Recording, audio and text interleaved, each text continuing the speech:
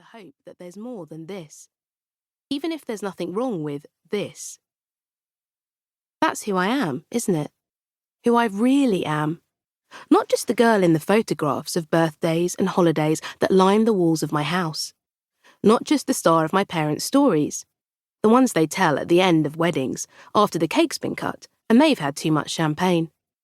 Or when a song comes on the radio and they turn to one another and smile, then turn to me and smile a little wider. I'm every mistake I've made. Every scar I've earned. I'm in the songs I listen to on repeat. In the clothes I'm not brave enough to wear. And the sentences I underline in books. That's who I am. Not just the me everyone knows. The me who is chronically early for everything and hates kidney beans and overwaters succulents, but I'm all the things I'm too scared to say out loud as well. I'm every hope, every fear, every wild thought that makes me weak and woozy with the promise of something else. Something beyond me.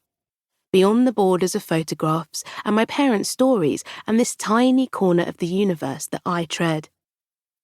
I'm more than what people think they know. More than this endless, exhausting feeling of something shifting, trying to make space, but there isn't enough room. Mara Malakar, only child of Vasudeva and Madeira, born in Brighton and still here. Still in the house on Toronto Terrace my parents brought me back to 16 years ago. Still in the bedroom overlooking the garden, the one my father painted pink before I was born, and has been every conceivable colour since then. Mara Malakar, who is bad with numbers and instructions but always answers her phone, who reads too many books and loves words, even if, until now, they've been contained to the corners of my notebooks that aren't too pretty to use. Other people's words knotted with my own. Lyrics and lines from stories that made me light-headed with relief that a stranger could know something about me before I did. Scruffy ink and paper time capsules of whatever I was feeling, which, I told myself, I didn't need to feel once I'd written it down. But I want to feel it this time. Even though this is all still so very tender, and every time I put any weight on those tender parts, I'm reluctant to do it again. And I'm even more reluctant to write it down in case I dilute it somehow because I can't find the right words to articulate the misery and magic of it all. But I must, because I'm terrified that if I don't, I'll forget. Memory is fickle, isn't it? It can fail you when you need it most. It lies to you, convinces you that something happened when it didn't. It will erase the things that matter, like hearing someone laugh for the first time and knowing it's a prelude to some great joy to come, and replace it with a tiny, thoughtless comment that returns to you months after you said it, unexpected and uninvited, to make you doubt who you are.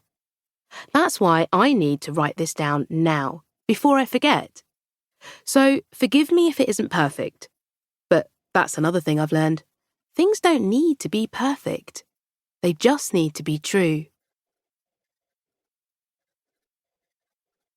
Chapter 2. I met Nico last June.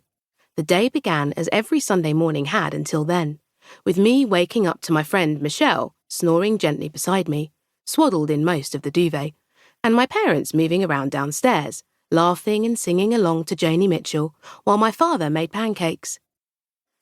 It's one of my favourite traditions, waking up on Sunday mornings to Michelle, Joni Mitchell and pancakes. Given how many we have now, that's saying something. But you just do things, don't you? Then you do them again and again, without even realising it. That's how they become traditions, I suppose. Tiny pebbles of joy that disturb the monotony of running for the bus every morning and homework on Sunday nights. Joni Mitchell and pancakes. My and Michelle's birthday, Diwali at our house, Lunar New Year at Michelle's.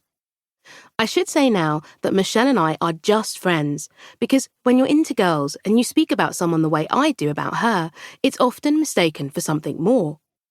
For some unbearable, unrequited crush that has left me pining and miserable and settling for being her best friend. Nothing could be further from the truth. Michelle is, in every way other than blood, my sister. Our parents were friends before we were born. Before Mara and Michelle, there was Mads and Nicole. Mads and Nicole and Vaz and James. We were born 4 days apart and grew up next door to each other, running in and out of each other's houses with scrapes on our knees.